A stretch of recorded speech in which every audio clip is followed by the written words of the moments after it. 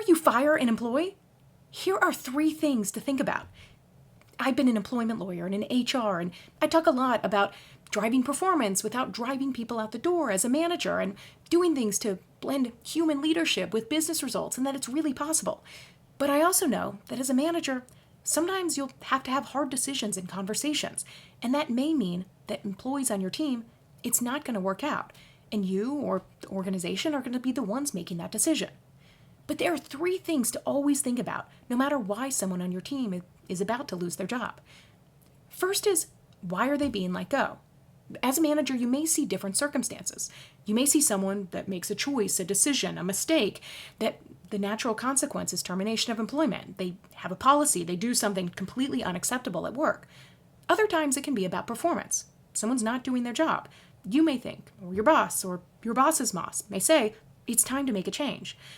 Other times it may be a layoff, and that can be especially hard as a manager, especially if you're not the one making the decision, and you may not even know about it until after the fact. But for those reasons, just thinking about what can I control and really thinking, why are they being let go at this point in time? And thinking, would they believe that this is fair, or would they have other context to provide? Especially in the case of someone being let go from their job for performance, meaning not doing their job. And think about what might they say and how they may pick it. Could they point to anybody else on the team and say, okay, well, they're doing worse than me, so why am I being the one being let go? Or this isn't fair. I was never trained how to do this, or told this was part of my job, or taught how to do it successfully. It's really important to think about that and try to put yourself in their shoes and how they may paint it.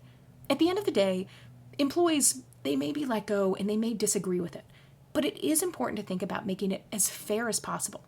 Sometimes you may think, okay, we got to make a change, and then you have a conversation about performance and understand what's going on, and you think to yourself, oh my gosh, I'm so glad we didn't make that because I realized there'd been a total miscommunication.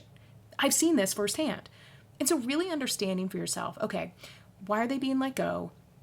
What can I control? And does this, at the end of the day, at least feel fair?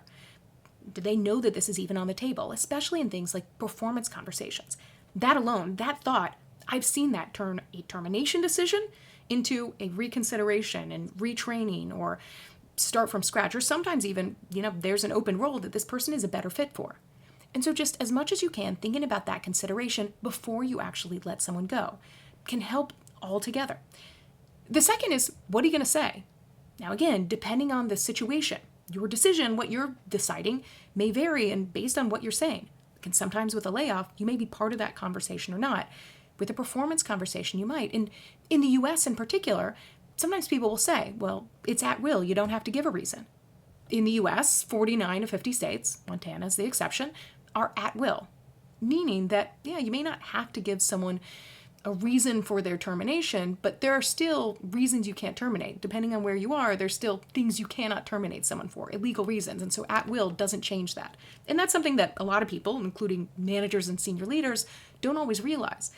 But also sometimes what you'll hear, including from people like employment lawyers, is, well, say as little as possible. That works out best. And that may be true because if you're telling someone something that doesn't tend to be true, or the person's like, that's not true, and it ends up being an argument, then that doesn't work out well. But when you say giving someone as little information works out best, that's not thinking about the human on the other side. And no matter whether someone, did something that they should not have their employment continue, or they have performance and it just didn't work out, or especially if it's a layoff and they didn't even know that it was coming, understanding that that is a human on the other side. And things like job loss can not only make it hard for them to support themselves, have impacts for their family, it can also impact how they feel about themselves. And so saying as little as possible may be protectionist, or that you're not saying something that could be disputed, but you're not giving someone that explanation. And so as you have your internal conversations, thinking about, okay, what can we say to explain why this is happening? Again, sometimes with that first step and thinking about the termination, you may decide, all right, actually termination is not the right step.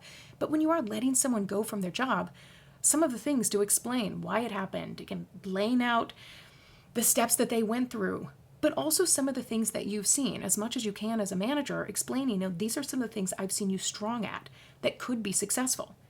Again, having those conversations internally, HR, legal teams will tell you and give you specific advice on what to say, but just knowing this idea of not telling people things may sound like a good idea in theory, But when it's a human that's having a conversation about losing their job, not giving them a reason or just saying, we're just going to go in a different direction, that can make that person end up incredibly frustrated, end up telling everybody they know and try to figure out, is this even fair? That can end up actually doing more harm than you'd think.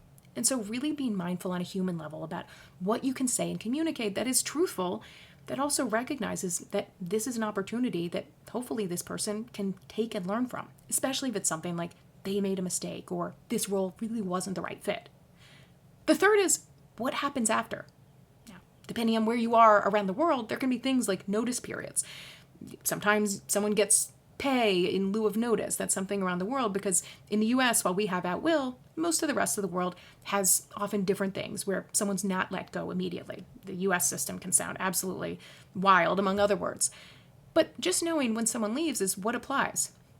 Sometimes you may have team members that say, okay, I don't know whether I'm supposed to reach out to this person or not. Especially in case of a layoff where it can happen suddenly. Again, colleagues may say, well, I don't know if I'm supposed to reach out to that person. And so internally, in addition to really thinking through the reason for termination, thinking and talking about what you can say and relate on that human level, but also remember after that, no matter what led to that person being let go. Again, sometimes there are situations, as said, that are very strong policy violations, and there's reasons that people wouldn't communicate after the fact, but often it's things like this person has been told, you didn't perform, you lost your job, or it's a layoff, I'm sorry, this is what it is. But that person, then it can feel even worse when they leave and don't hear from anybody at the organization. But you may have those other team members that say, I don't know what we can say. And so as part of those internal conversations, just checking and saying, what are the resources I can give to this person? If it's things like job placement, especially in the layoff, or with the team, just telling the team, like, hey, reach out, check on them for things like layoff. Totally up to everybody, but want to make sure that that's okay, and it can be really important to hear that message. And just remembering, including from you as a manager, sometimes that employee, you may not have had a relationship and you're like, I'm not going to, try to make it worse. But oftentimes after the fact, after someone's lost that job, having that reach out and that human conversation and connection can mean more than you actually realize. And so altogether, when you let someone go from employment, it can be really hard. And again, if it ever stops being hard, that can be a sign of like, okay, this isn't it for me. But knowing as a manager, what you can bring to that is that communication in that level of human care and in that support. It really does matter. And those are the things that can help with your other goals as a manager, leading the rest of your team. And so those three things, before you ever let someone go or quickly make a change, can make a huge world of difference to employees who really need it the most.